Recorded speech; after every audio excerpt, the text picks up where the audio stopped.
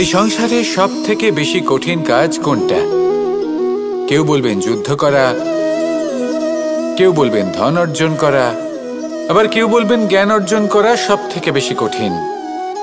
এবার প্রত্যেক ব্যক্তির নিজস্ব অভিজ্ঞতা আছে, আর সেই অনুসারে তার নিজস্ব একটা উত্তর আছে। সাধারণভাবে দেখতে গেলে এই সংসারে সব থেকে কঠিন হলো তপস্যা করা, অর্থাৎ সব কিছু ত্যাগ করে তপস্যায় নিজেকে বিলীন করে দেওয়া। এবার এর থেকে বেশি কঠিন এই সংসারে আর কি বা হতে পারে? এই সংসারে, এই সমাজে, নিজের পরিবারের মধ্যে থেকেও ধৈর্য ধরে সামনে অগ্রসর হওয়া, এটা হলো সব থেকে কঠিন কাজ। কারণ যখন আপনি তপস্যা করেন তখন সেখানে আপনার ধৈর্য ভাঙার মতো কেউ থাকেন না, না কোনো বন্ধু, না কোনো আত্মীয়, না কোনো শত্রু, কেউ না। কিন্তু যখন আপনি এই সমাজে, এই পরিবারে থাকেন, কোনো না কোনো ব্যক্তি এসে আপনার ধৈর্যের বাঁধ ভেঙে দেওয়ার ক্ষমতা রাখেন। তারা আপনার ধৈর্যের বাঁধ ভেঙে দেয়, আর কখনো কখনো তারা অনিচ্ছাকৃতভাবেই সেটা করে থাকেন। কারণ তাদের মানসিকতা আপনার থেকে আলাদা, তাদের কর্ম আপনার থেকে আলাদা, তাদের দৃষ্টিভঙ্গি আপনার থেকে আলাদা, জীবন যাপন আপনার থেকে আলাদা। সেক্ষেত্রে আপনি ধৈর্যচ্যুত হন, প্রসন্নতা আপনার থেকে ছিনিয়ে নেওয়া হয়। সেই জন্য এই সংসারে, এই পরিবারের থেকেও ধৈর্য ধরে সামনে অগ্রসর হওয়া কোনো পর্বতের শিখরে গিয়ে তপস্যা করার থেকেও অনেক বেশি কঠিন। আর যে ব্যক্তি এই সমাজেই, এই পরিবারে, সেই সকল মানুষের মধ্যে থেকে গিয়েও ধৈর্য ধরে অগ্রসর হতে থাকেন, যারা এই কাজটা শিখে নিতে পারেন, তারাই কিন্তু জীবনে আনন্দ লাভ করতে পারেন। এই ধৈর্যই শেষে আপনার জীবনে প্রসন্নতা বহন করে আনবে। তাই ধৈর্য ধরে জীবনের পথে অগ্রসর হন, আর আমার সাথে ভালোবেসে বলুন রাধা রাধা।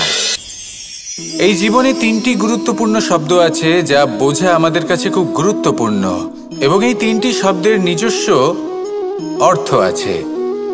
প্রথম হলো সঙ্গবদ্ধতা, অর্থাৎ একসাথে মিলে কাজ করতে হবে, একসাথে মিলে পরিশ্রম করতে হবে, সামনে এগোতে হবে।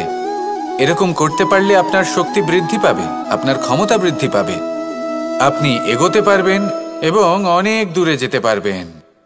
দ্বিতীয় হলো আত্মবিশ্বাস। হেরে যাওয়া বস্তুও আবার জিতে নিতে পারবেন।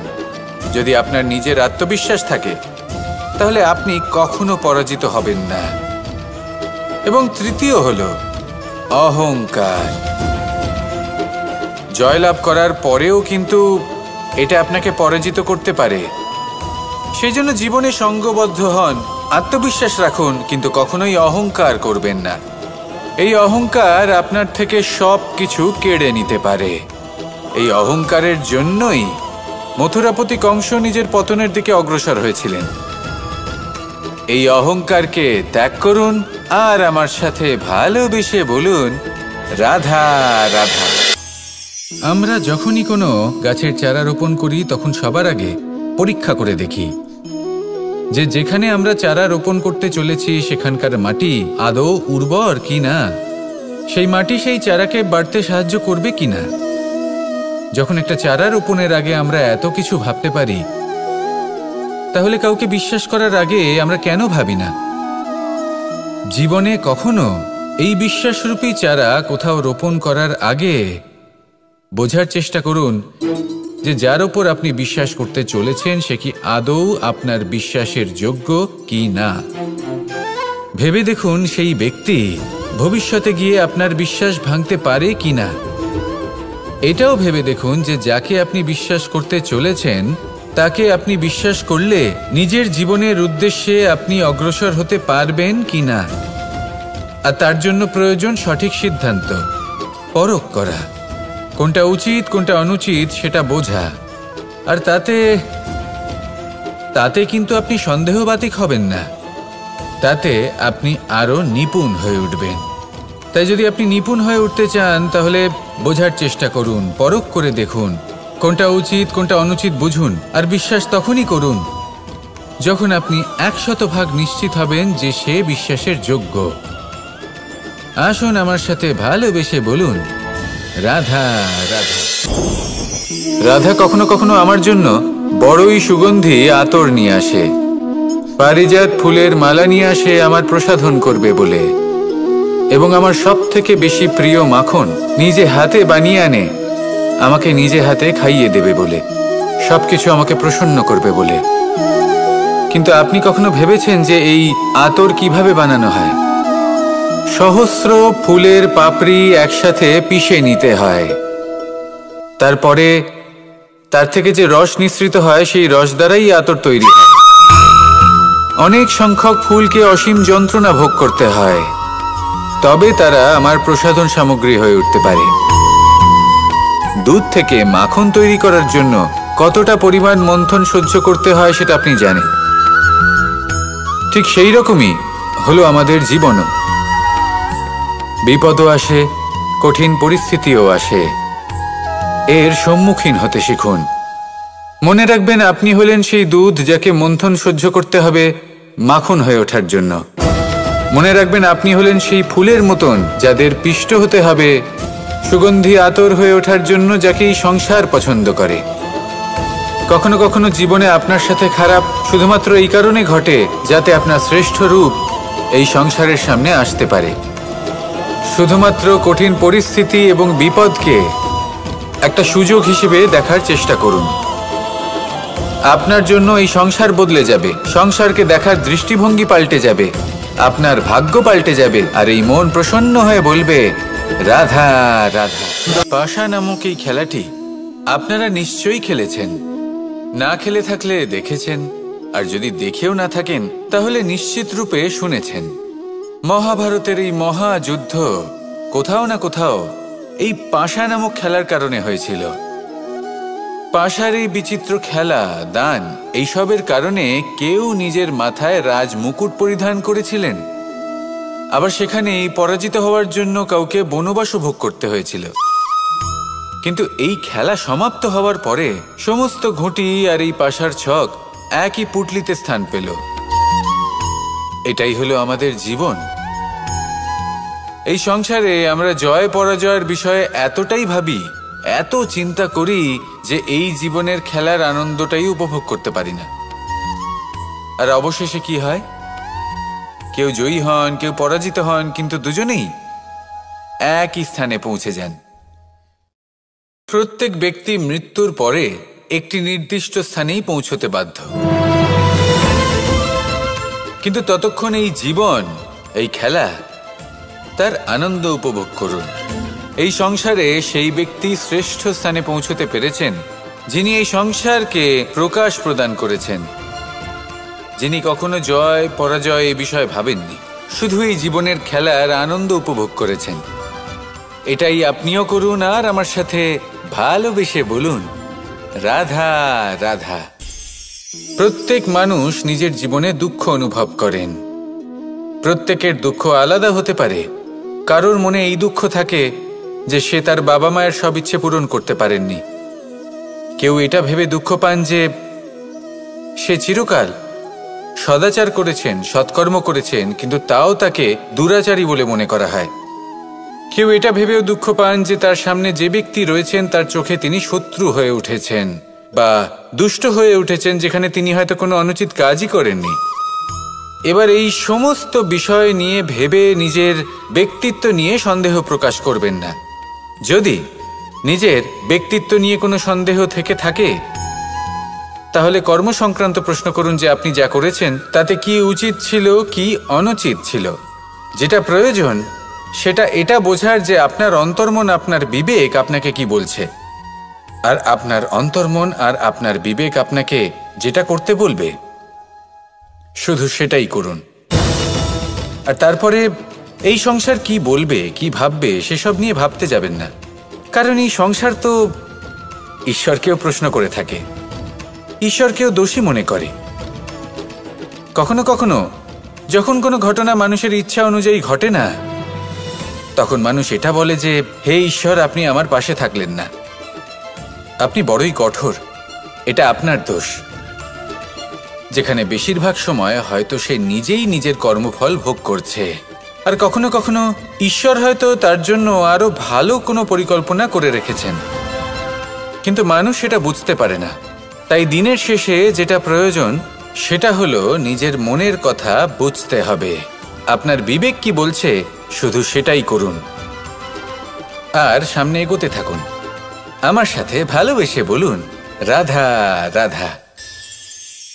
পরিবর্তন, এটা হলো সৃষ্টির অমূল্য নিয়ম। এই সংসারে সবকিছু সময়ান্তরে পরিবর্তিত হয়, এই সময়ও পরিবর্তিত হয়। পরিবর্তন চিরকাল হয়ে এসেছে আর চিরকাল হতে থাকবে, কিন্তু এবার আমরা সেই পরিবর্তন কিভাবে লাভ করব যেটা আমাদের প্রয়োজন, যেটা আমরা চাই। আমরা জীবনে বিকাশ চাই। এই বিকাশ কিভাবে লাভ করতে পারি? এই প্রকৃতি কিন্তু আমাদের অত্যন্ত উত্তম উদাহরণ দিয়ে বুঝিয়েছে। একটি বিন্দুর উদাহরণ দিয়েছে যা ভবিষ্যতে একটা বিশাল নদীর আকার ধারণ করে। এটা কিভাবে হয়? মেঘ থেকে একটি বিন্দু ঝরে পড়ে সেই পর্বতের ওপর যেখানে হিম আছে। সেই হিমের সংস্পর্শে আসা মাত্র সেই বিন্দুর সাথে আরও বেশ কিছু বিন্দু যুক্ত হয়। তারপর তারা অগ্রসর হয়, আরও কিছু বিন্দু যুক্ত হয়, আস্তে আস্তে একটা ক্ষীণ ধারার রূপ ধারণ করে এবং সেটাই ভবিষ্যতে আরও এগোতে থাকে। অনেকটা যাওয়ার পর যখন অনেক সংখ্যক বিন্দু একসাথে যুক্ত হয় তখন সেটা বিশাল নদীর আকার ধারণ করে। এবার আমরা মানুষ বলে আমাদের সাথে এই নিয়মের অন্যথা হয় তা নয়। আমরাও এই প্রকৃতির অংশ, আমাদের ক্ষেত্রেও একই নিয়ম প্রযোজ্য। যখন পরিশ্রম করে অনেক সংখ্যক বিন্দু আমরা একত্রিত করব তখনই পরিবর্তনের নদী প্রবাহিত হবে। প্রয়োজন হলো নিরন্তর পরিশ্রম করা এবং ধৈর্য ধরা। এটা করতে থাকুন, জীবনে সব কিছু লাভ করতে পারবেন, কারণ প্রকৃতি আমাদের এটাই শিখিয়েছে। আর আমরা এই ব্রহ্মরই একটি অংশ, যার দ্বারা এই ব্রহ্মাণ্ড নির্মিত। আসুন আমার সাথে ভালোবেসে বলুন, রাধা রাধা। কখনো এই প্রকৃতির দিকে তাকিয়ে থাকবেন। এই প্রকৃতি অনেক ধরনের শিক্ষা দেয়। কোনো একটা গাছকে দেখুন কিভাবে সে মাটি থেকে জল শুষে নেয়। সে ঝড় হোক বা হোক কড়া রোদ সব সহ্য করে এবং অবশেষে সে ফল ধারণ করে। আর সেই ফল উৎপন্ন করার পরে সে ফল কিন্তু সে নিজে গ্রহণ করে না, এই সংসারকে প্রদান করে, যাতে পশু পাখি মানুষ তারা এই ফল গ্রহণ করে শক্তিশালী হয়ে উঠতে পারে, সুস্থ থাকতে পারে। সেভাবেই নদী, সরোবর এরা নিজেরাও কিন্তু নিজেদের জল গ্রহণ করে না, মাটিকে প্রদান করে, পশু পাখিকে প্রদান করে। সূর্য নিজেও নিজের জন্য প্রজ্বলিত হয় না, সে প্রকাশ ছড়িয়ে দিতে চায় আমাদের সবার কাছে, সে আলো পৌঁছে দিতে চায়। এই প্রত্যেকের কর্মে পরমার্থ নিহিত আছে, আর সেই জন্যই এদের সকলকে পুজো করা হয়। তাই মনে রাখবেন, আপনার কাছে জীবন যাপনের অতিরিক্ত যা কিছুই আছে তা পরমার্থের জন্য। তাহলে তার সদ্ব্যবহার করুন আর আমার সাথে ভালোবেসে বলুন, রাধা রাধা। আমরা প্রত্যেকেই অবশ্যই এমন সময় দেখেছি যখন অনেকগুলো সমস্যা একসাথে আমাদের জীবনে এসে পড়ে। সমস্যা আমাদের প্রত্যেকের জীবনেই থাকে। আমরা তার সমাধান খুঁজতে চেষ্টা করি, কখনো সমাধান খুঁজে পাই, আবার কখনো যতই চেষ্টা করি না কেন কোনো সমাধান খুঁজেই পাই না। আর যখন এটা হয় তখন মানুষ অত্যন্ত বিচলিত হয়ে পড়েন। নিজের আত্মীয় স্বজন, নিজের বন্ধু বা সংসার এদের ওপরে এই দোষ চাপিয়ে দেন যে এদের জন্যই এই সমস্যা এসেছে। এবার যদি আমি আপনাকে কোনো পরামর্শ দিই তাহলে এটাই বলবো যে দৃষ্টিভঙ্গি পাল্টে দেখুন। এই দৃষ্টিভঙ্গি দিয়ে দেখুন যে এই সংসারে যে সমস্যায় আসুক না কেন তার জন্য কেউ দোষী নয়, না আপনি না অন্য কেউ। এই পুরো খেলাটাই আপনার মানসিকতা, আপনার দৃষ্টিভঙ্গির, আপনার মনের। কিভাবে বোঝাচ্ছি? যখন আমাদের মন শক্ত থাকে তখন কঠিন থেকে কঠিনতর পরিস্থিতিও আমাদের জীবনে খুব বেশি হলে প্রতিস্পর্ধা হয়ে থেকে যায়। সেখানে যদি আমাদের মন দুর্বল থাকে, তখন অল্প কঠিন পরিস্থিতিও আমাদের কাছে খুব বড় সমস্যা হয়ে যায়, তাই না? একটা শক্ত মন কঠিন পরিস্থিতিকে প্রতিস্পর্ধা হিসেবে দেখে আর তার মধ্যে ওটা সুযোগ খুঁজে নেয়। আমাদের শুধু এটাই করতে হবে। এই সংসারে অন্য কাউকে দোষী মনে করলে আপনার সমস্যা দূর হয়ে যাবে না। সেই জন্য এই সংসারকে দোষ দেওয়ার বদলে এই সমস্যার মূলে চলে যান, সেটাকে বুঝুন, নিজের এই মনকে শক্ত করে তুলুন। যদি আপনার মন শক্তিশালী হয়, তাহলে এই সংসারে অনেক বড় বড় কঠিন থেকে কঠিনতর পরিস্থিতিও যদি আসে, আপনার জীবনে যতই বড় বড় সমস্যা আসুক না কেন, আপনার লক্ষ্য লাভে বাধা দিতে পারবে না। আসুন আমার সাথে ভালোবেসে বলুন, রাধা রাধা। আমরা সবাই পাথর দেখেছি, পর্বতও দেখেছি, শুকনো পাতাও দেখেছি, শ্যামল বনানীও দেখেছি। কখনো ভেবেছেন পাথরের অস্তিত্ব কিন্তু ততক্ষণ পর্যন্ত যতক্ষণ সে পর্বতের গায়ে আটকে থাকে। যখন সেই পর্বত থেকে সেই পাথর ভিন্ন হয়ে যায় ও নিজের অস্তিত্ব হারিয়ে ফেলে। আস্তে আস্তে কখনো পাথর কেটে বা কখনো পিষ্ট হয়ে সেই পাথর আস্তে আস্তে মাটিতে পরিণত হয় এবং পূর্ণরূপে নিজের অস্তিত্ব হারিয়ে ফেলে। এটাই পাতার সাথেও হয়। এই পাতা যতক্ষণ গাছের ডালের সাথে যুক্ত ততক্ষণ তার অস্তিত্ব থাকে। যখনই ডাল থেকে বিচ্ছিন্ন হয়, সেও নিজের অস্তিত্ব হারিয়ে ফেলে। আর এটাই আমাদের সাথেও হয়। যতক্ষণ আমরা নিজেদের আপনজনের সাথে যুক্ত থাকি, আমাদের অস্তিত্ব বজায় থাকে। যখন আপনজনদের সাথে সম্পর্ক ছিন্ন করি, তখন আমরাও আমাদের অস্তিত্ব হারিয়ে ফেলি। এবার এই সংসারের প্রত্যেক ব্যক্তি স্বতন্ত্র থাকতে চান, আর অনেক ব্যক্তি স্বতন্ত্র থাকবেন বলে আপনজনদের দূরে করে দেন আর তাদের সাথে এই সম্পর্ক ছিন্ন করেন। এটা কি সত্যি প্রয়োজন? আপনজনদের সাথে সম্পর্ক ছিন্ন করে নিজের অস্তিত্ব হারিয়ে ফেলা প্রয়োজনীয়, নাকি আপনজনদের সাথে সম্পর্ক বজায় রেখে নিজেদের স্বতন্ত্র করে রাখা সেটা আবশ্যক? নির্বাচন আপনারই। আসুন আমার সাথে ভালোবেসে বলুন, রাধা রাধা। আপনি কি কখনো নৌকা যাত্রা করেছেন? করে না থাকলেও নিশ্চয়ই দেখেছেন যে এই জল যা নিজের অন্তরে সব কিছু সমাহিত করে নিতে পারে, এই নৌকা সেই জলের ওপরেই ভেসে থাকে। নদীর স্রোত কাটিয়ে সে সামনে অগ্রসর হয়। কিন্তু যদি এই নৌকায় কোনো ছিদ্র হয়, তাহলে কিন্তু সেই নৌকা ডুবে যাবে। আর এতে কোনো তফাৎ হবে না যে সেই ছিদ্র ছোট নাকি বড়, নৌকা ডুবে যাবে। এই ছিদ্র হলো আমাদের জীবনে আমাদের অপগুণ, আমাদের দোষ, আমাদের বিকার। কখনো এটা ভাববেন না যে এই দোষ খুবই ছোট, এতে কিছুই যাবে আসবে না। না, সেই ছোট দোষ, সেই ছোট বিকার, যদি সেটাকে শুধরে না নেন, তাহলে সেটা আপনাকে আপনার পতনের দিকে নিয়ে যাবে। শেষ পর্যন্ত এটা আপনার ওপর নির্ভরশীল যে আপনি কি চান। আপনার জীবনের এই নৌকা এভাবেই ডুবে যেতে দেখবেন, নাকি নিজেকে শুধরে নিয়ে সেই নৌকার সেই ছিদ্রটাকে ভরিয়ে তুলতে চাইবেন? নির্বাচন আপনার। আসুন আমার সাথে ভালোবেসে বলুন, রাধা রাধা। জল, জলই পৃথিবীতে বেঁচে থাকার জন্য আবশ্যক তো বটেই, কিন্তু এই জল আমাদের একটা অত্যন্ত গুরুত্বপূর্ণ শিক্ষা প্রদান করে। কখনো এই জলকে দেখেছেন?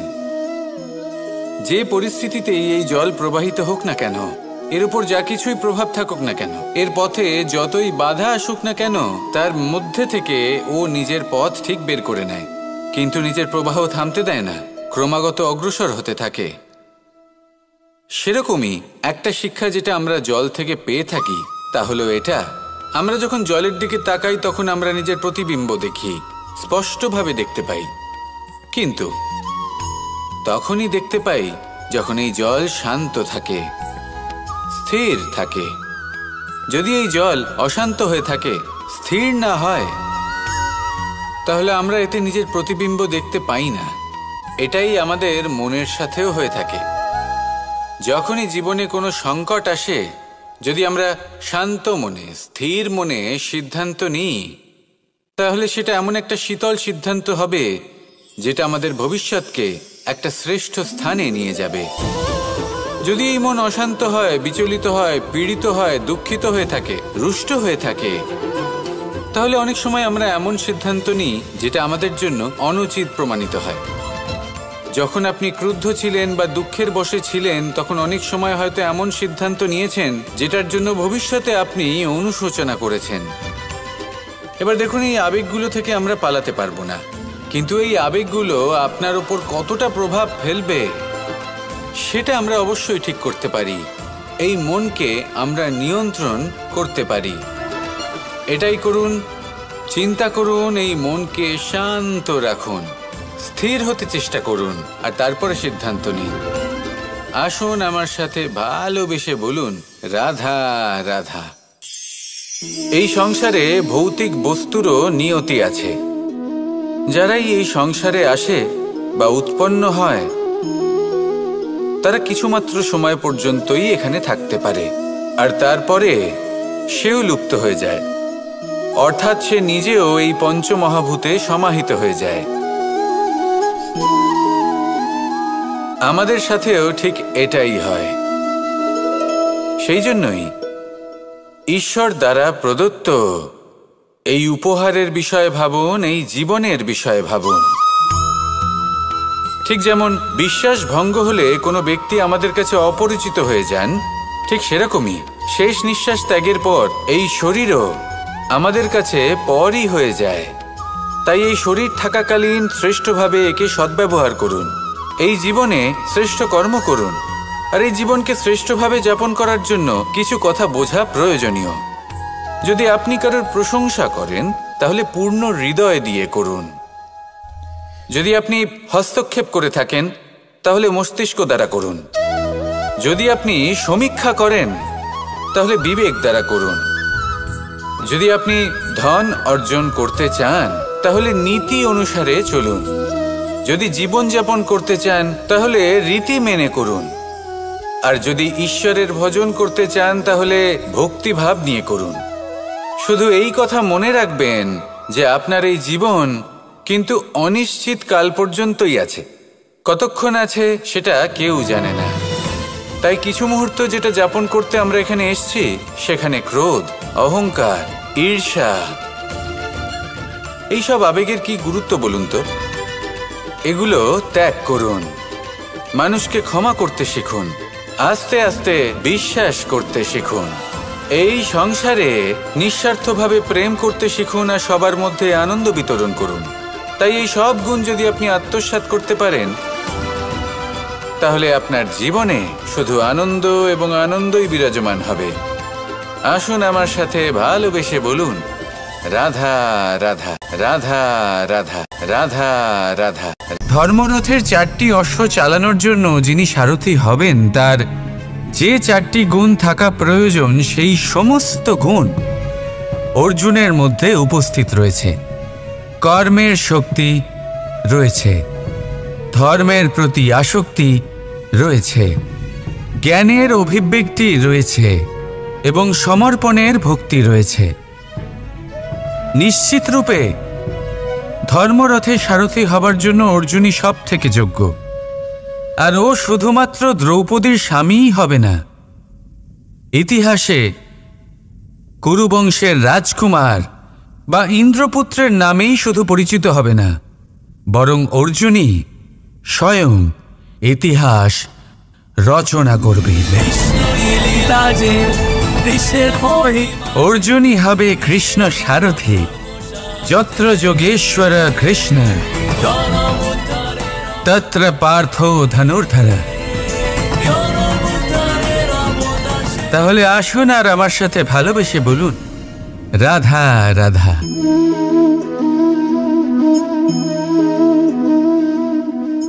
আপনার কি মনে হয় আমি কি করছি? আপনি বলবেন আমি প্রদীপ জ্বালাচ্ছি।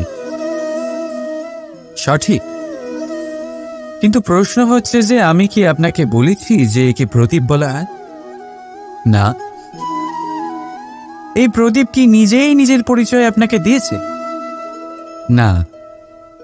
তাহলে আপনি কি করে জানলেন যে একে প্রদীপ বলা হয়? উত্তর হচ্ছে প্রকাশ, যে স্বয়ং জ্বলে অন্ধকারের মধ্যে সংসারকে পথ দেখায়, সেটাই প্রদীপ। যা নিরাশার মাঝে আশার আলো প্রদর্শন করে, সেটাই প্রদীপ। অপর দিকে আছে সাপ, যাকে না দেখেও তার ফনার আওয়াজ শুনেই লোকে ভয় পেয়ে যায়। তার মানে ব্যক্তির পরিচয় তার কর্মের দ্বারা পাওয়া যায়। তাই আপনার এটা বলার প্রয়োজন নেই যে আপনার পরিচয় কি। এটা আপনার কর্মই নিশ্চিত করবে যে লোকে আপনাকে প্রদীপ ভেবে ভালোবাসবে নাকি সাপ ভেবে ভীত হয়ে থাকবে। রাধা রাধা। সময় কত বিচিত্র হয়। সময় আমাদের পক্ষে থাকলে আমরা নিজেদের রাজা মনে করে নিই, আর সেই সময় যদি বিপক্ষে চলে যায় তাহলে নিঃস্ব হতে সময় লাগে না। তাই মানুষের একটা অভ্যেস আছে, খারাপ সময়ের জন্য কিছু সঞ্চয় করা। আত্মীয়, বন্ধু খারাপ সময় পাশ থেকে সরে যায়। যশ, মান প্রতিকূল সময় চিরস্থায়ী হয় না। তাই মানুষ মনে করে অর্থ সঞ্চয় করাই শ্রেয়। অর্থের কোনো হৃদয় নেই যা সময়ের সাথে পরিবর্তিত হবে। সংসার বলে সর্বদা অর্থ সঞ্চয় করতে থাকুন। খারাপ সময় অবশ্যই কাজে লাগবে, কিন্তু আমি বলবো শুভ কর্ম করতে থাকুন, আনন্দে থাকুন, নিজের ওপর আর ঈশ্বরের ওপরে বিশ্বাস রাখুন। খারাপ সময় কখনো আসবেই না। রাধা রাধা। প্রকৃতি মানুষকে এক বিশেষ শক্তি দিয়েছে, অন্য জীবের থেকে বেশি শক্তি দিয়েছে। স্মরণ শক্তি। এই শক্তি মানুষকে অন্য জীবের থেকে ভিন্ন করে, ইতিহাস রচনা করার প্রেরণা দেয়, জ্ঞানকে বংশানুক্রমে এগিয়েও নিয়ে যায়। আর যারা ভুলে যান, অধিকাংশ সময় তারা উপহাস আর দয়ার পাত্র হয়ে যান। কিন্তু এটাই কি প্রকৃত রূপে সত্য? না। এই স্মরণ শক্তি মানুষের বিকাশের সব থেকে বড় বাধা হয়ে দাঁড়ায়। তার মনকে দূষিত করে দেয়। খারাপ অভিজ্ঞতা, কারোর করা বিশ্বাসঘাতকতা, কারোর কটাক্ষ বেশিরভাগ মানুষই ভুলতে পারেন না, আর তারপর প্রতিশোধ নিতে উদ্যত হন। প্রথমে সময় নষ্ট করেন প্রতিশোধের প্রস্তুতিতে, আর তারপর সময় নষ্ট করেন প্রতিশোধ নেওয়ার সুযোগ খুঁজতে। যদি সন্তুষ্টি পেতে চান, যদি জীবনে আনন্দ পেতে চান, তাহলে স্মরণ শক্তির সদ্ব্যবহার করুন। নিজের স্মরণ শক্তিকে চালনা করুন শুধুমাত্র ভালো কথা আর ভালো স্মৃতির দিকে। জীবনে আনন্দ পাবে। রাধা রাধা। মানুষ নিজের পরিবারের জন্য কত কিছুই না করে, দিন রাত পরিশ্রম করতে থাকে যাতে তার পরিবারের প্রয়োজন পূরণের জন্য অর্থ রোজগার করতে পারে। কিন্তু শুধু অর্থ রোজগার করাটাই কি যথেষ্ট? আপনি বলবেন, হ্যাঁ নিশ্চয়ই, অর্থ দিয়ে সব কিছু পাওয়া যায়, বিদ্যা পাওয়া যায়, বাড়ি পাওয়া যায়, ওষুধ পাওয়া যায়, আর কত কিছুই না পাওয়া যায়। এইসব একটা পর্যায় পর্যন্ত সঠিক, কিন্তু একটু মন দিয়ে ভেবে দেখুন, যখন কোনো শিশু অসুস্থ হয়ে পড়ে তখন সে ওই তিক্ত ওষুধ কেন খেয়ে নেয়? এই জন্য কারণ ওর পিতা সেই ওষুধ অর্থ দিয়ে কিনেছে? না, বরং এই জন্য কারণ তার পিতা যে তার সামনে দাঁড়িয়ে, তার ওপরে তার বিশ্বাস আছে, বিশ্বাস আছে যে উনি তার কিচ্ছু হতে দেবেন না। এই বিশ্বাস, এই সংস্কার, এই শিক্ষা কখনো অর্থ দিয়ে পাওয়া যায় না। এইটা পাওয়া যায় সেই সময় থেকে যা মাতা পিতা তাদের সন্তানের সাথে কাটিয়েছেন। তাই জীবনে অর্থ অবশ্যই উপার্জন করুন, কিন্তু নিজের পরিবারকেও সময় দিন, আনন্দ পাবে। রাধা রাধা। কখনো কোনো পাখিকে দেখেছেন? যখন তারা ডিম পাড়তে প্রস্তুত হয় তখন তারা সবচেয়ে আগে একটা স্থান খোঁজে, একটা স্থান যা বর্ষা, রৌদ্র আর শত্রুর থেকে সুরক্ষিত হয়। তারপর তারা বাসা তৈরি করে, তারপরেই ডিম পাড়ে। আর তারপর যখন সেই ডিম ফুটে তার সন্তানদের জন্ম হয়, সে তাদের খাবার খাওয়ায়, তাদের রক্ষণাবেক্ষণ করে। কিন্তু যখন তাদের ডানা গজায় তখন না সে তাদের খাবার দেয় আর না তাদের বাসা বানাতে শেখায়। শুধুমাত্র তাদের উড়তে শেখায় সে। তারপর সেই বাচ্চারা আকাশে উড়তে শিখে নিজেরাই নিজেদের খাবার জোগাড় করতে শিখে যায়, নিজেরাই নিজেদের বাসা বানাতে শিখে যায়। আর আমরা মানুষেরা কি করি? আমাদের সন্তান বড় হয়ে যাওয়া সত্ত্বেও তাদের নিয়ে সর্বদা দুশ্চিন্তা করি। তার জন্য আমরা গৃহ নির্মাণের চেষ্টা করি। নিজের সন্তানকে আরও শক্তিশালী করে গড়ে তোলার বদলে তাকে আমরা দুর্বল করে দিই। জীবনে সেটাই করুন যা একটা পাখি করে। নিজের সন্তানকে আকাশে ওড়ার শিক্ষা দিন, সংস্কার দিন, আর একটা নির্দিষ্ট সময়ের পরে তাকে নিজের আকাশ নির্ধারণ করতে মুক্ত করে দিন। রাধা রাধা। সাগরে সেতু বাঁধার গল্প তো আপনারা নিশ্চয়ই শুনে থাকবেন। রামচন্দ্রের সেনাকে 100 যোজন সমুদ্র অতিক্রম করে লঙ্কায় আক্রমণ করতে হতো। সেতুকার নল আর নীল সেতু বাঁধার উপায় বের করল, কিন্তু প্রশ্ন ছিল সেতু বাঁধা কি করে হবে? সমুদ্র অত্যন্ত গভীর। কত পাথর দেওয়া হলে এই বিশাল সমুদ্র অতিক্রম করা সম্ভব হবে? তখন এক উপায় নির্ধারিত হল। পাথরের ওপর লেখা হলো রামের নাম। আর যখন সেই পাথরগুলোকে সাগরে ফেলা হলো, সেগুলো ভাসতে লাগলো। এবারে কেউ বলবেন এটা রামচন্দ্রের নামের মহিমা, কেউ বলবেন এটা নারায়ণের কোনো জাদু।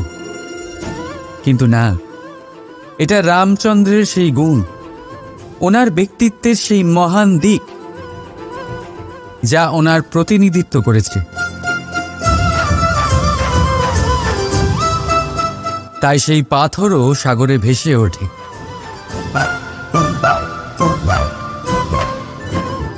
ঠিক সেইভাবেই যেখানে আমরা থাকি না, সেখানে আমাদের গুণ আমাদের প্রতিনিধিত্ব করে।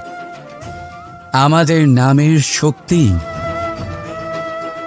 আমরা নিজেরাই তৈরি করি, আমাদের কর্ম দিই, আমাদের গুণ দিই। এবার সিদ্ধান্ত আপনার যে আপনার নামের সাহায্যে কেউ বিপদ থেকে উদ্ধার হবে, নাকি আপনার দুষ্কর্মের ফলে কেউ ডুবে যাবে। ভালো করে ভেবে দেখুন। রাধা রাধা। আমাদের জীবনে গুরুজনেরা, জ্ঞানী মানুষজন সবসময় একটা কথা বলেন, ধৈর্য ধরো। শুধুমাত্র দুটো শব্দ, কিন্তু কতটা বিশাল সেটা বোঝার চেষ্টা করুন। ছোট একটা অস্ত্র হাতে নিন এবং একটা বিশাল পর্বতে নিরন্তর প্রহার করতে থাকুন। ধৈর্য ধরে সেই কাজ করতে থাকুন। এমন একদিন আসবে, এই বিশাল পর্বতে আপনি একটা পথ তৈরি করবেন। কোনো ধনুর্ধর যখন নিজের বিদ্যা অর্জন করেন, তখন তাকেও ধৈর্য ধরতে হয়, তার নিজেকে সময় দিতে হয়, তবেই সে ধনুর্বিদ্যা শিখতে পারে। সেইভাবে আমাদের জীবনেও ধৈর্য ধরার খুব প্রয়োজন। পরিবারে ধৈর্য রাখতে পারলে তাহলে আস্তে আস্তে দেখবেন প্রেম বৃদ্ধি পাচ্ছে। সমাজে যদি ধৈর্য রাখতে পারেন, তাহলে আস্তে আস্তে এই সমাজ আপনাকে সম্মান করবে। যদি নিজের জীবনে ধৈর্য রাখতে পারেন তাহলে নিজে থেকেই আত্মবিশ্বাস বাড়বে, নিজের বিকাশ হবে। জীবনে সবই সম্ভব যদি ধৈর্য রাখতে পারেন। হয়তো আস্তে আস্তে হবে, কিন্তু হবে অবশ্যই। শুধু ধৈর্য রাখুন, কারণ ধৈর্যই সব থেকে বড় পুঁজি। আসুন আর আমার সাথে ভালোবেসে বলুন, রাধা রাধা। আমাদের জীবনে যখনই আমরা কোনো বড় দায়িত্বের সম্মুখীন হই, তখন আমরা তার থেকে দূরে পালাই আর এই অজুহাত দিই যে না না, এত বেশি ভার বহন করার যোগ্যতা আমার নেই, আমি করতেই পারবো না। দেখুন, এই সংসারে ভিন্ন ভিন্ন ধরনের গাছ আছে, ছোট গাছ, বড় গাছ, কিন্তু বটগাছের মতো বড় এবং নিবিড় গাছ আর একটাও নেই। সে নিঃস্বার্থভাবে এই সংসারকে সেবা করে যায়, ছায়া প্রদান করে, শীতলতা প্রদান করে। আর যখন এমন সময় আসে যখন তার ওপর বোঝা অত্যন্ত বেড়ে যায়, সে কিন্তু কোনোভাবেই ভেঙে পড়ে না। তখন সে নিজের নিঃস্বার্থ কর্মের ফল লাভ করে, সেই নিঃস্বার্থ কর্ম যা সে করেছে। তার দেহ থেকে ছোট ছোট ঝুড়ি বার হয় এবং তা কাণ্ডের আকার ধারণ করে। সেই কাণ্ড মাটির কাছে পৌঁছয় এবং তারপর তা বটগাছের সহায়ক হয়ে ওঠে। সে ভেঙে পড়ে যায় না। এইভাবে আপনিও জীবনে নিঃস্বার্থভাবে সবার সেবা করুন, ভালোবাসুন, সবাইকে সাহায্য করুন। যেদিন আপনার ওপর বোঝা অত্যন্ত বেড়ে যাবে, সেদিন এই সব মানুষ আপনাকে সাহায্য করার জন্য আসবেন, আপনার শক্তি হয়ে উঠবেন, আর আপনি বটগাছের মতোই মহান এবং বিশাল হয়ে উঠবেন। আসুন আর আমার সাথে ভালোবেসে বলুন, রাধা রাধা। একটা শব্দ আছে, পরিস্থিতি। অনেক মানুষের মুখে আমরা এই শব্দ শুনি। জীবনে যখন অসফল হই, দুঃখ আসে, সংকট আসে, কোনো বিপদ ঘনিয়ে আসে, তখন সমস্ত দোষ আমরা পরিস্থিতির ওপর চাপিয়ে দিই। আর দেখতে গেলে কোথাও না কোথাও ঠিকই করি। এই পরিস্থিতি প্রত্যেক দিনের মতো পাল্টাতে থাকে, কিন্তু এই দিন, এই রাত, এমন কেউ আছেন যিনি এর ওপরেও নিয়ন্ত্রণ সাধন করেন, আর তিনি হলেন সূর্য। ঠিক সেই রকমই আমাদের জীবনেও সূর্য হলো এই মন। যদি এই মনের উপর আমরা নিয়ন্ত্রণ করতে পারি, তাহলে আমরা জীবনকেও নিয়ন্ত্রণ করতে পারবো। প্রথমে এই মনের রাজা হয়ে উঠতে হবে। তাই মনে রাখবেন, যদি মন দুর্বল হয়, তাহলে পরিস্থিতি আমাদের সমস্যা বলে মনে হবে। এই মন যদি স্থির হয়, পরিস্থিতি প্রতিস্পর্ধা বলে মনে হবে। আর এই মন যদি শক্তিশালী হয়ে ওঠে, তাহলে যে কোনো পরিস্থিতি আপনার কাছে একটা সুযোগ মাত্র, এমন এক সুযোগ যাতে অগ্রসর হয়ে আপনি মহান হয়ে উঠতে পারেন। এই মনের শক্তির বৃদ্ধি ঘটান, মহান হয়ে উঠুন, আর আমার সাথে ভালোবেসে বলুন, রাধা রাধা। খুব সুন্দর একটা কাহিনী আছে। একবার এক ব্যক্তি নিজের অসফলতার জন্য ত্রস্ত হয়ে সময় দেবতার তপস্যা করতে বসলেন। উনি তপস্যা করলেন এবং সময় দেবতা প্রসন্ন হলেন, মানুষের রূপ ধারণ করে ওনার সামনে প্রকট হলেন। এবার সেই ব্যক্তি ওনাকে জিজ্ঞেস করলেন যে কি এমন আছে যার জন্য আপনি বারবার জয়ী হন আর আমি চিরকাল পরাজিত হয়ে থাকি? কেন এত পরিশ্রম করা সত্ত্বেও আমি সাফল্য লাভ করতে পারি না? তখন সময় দেবতা উত্তর দিলেন যে দিন হোক বা রাত, ঝড় হোক বা ভূমিকম্প, রোদ হোক বা বৃষ্টি হোক, সময়ের সূত্রপাত হোক বা প্রলয়, আমি থামি না, আমি চলতেই থাকি। আর সেই জন্য যিনি থেমে যান তিনি পরাজিত হন আর আমি জয়ী হই। এটাই আমাদের শিখতে হবে। জীবনে সবসময় চলতে থাকুন, কখনো থামবেন না। হ্যাঁ, কিছুক্ষণের জন্য বিরতি নিতে পারেন, বিশ্রাম করার জন্য, নিজেকে আরো সশক্ত করে তোলার জন্য, কিন্তু থেমে যাবেন না। নিরন্তর কর্ম করতে থাকুন, পরিশ্রম করতে থাকুন, তবেই এই সংসার আপনাকে মনে রাখবে। আসুন আমার সাথে ভালোবেসে বলুন, রাধা রাধা।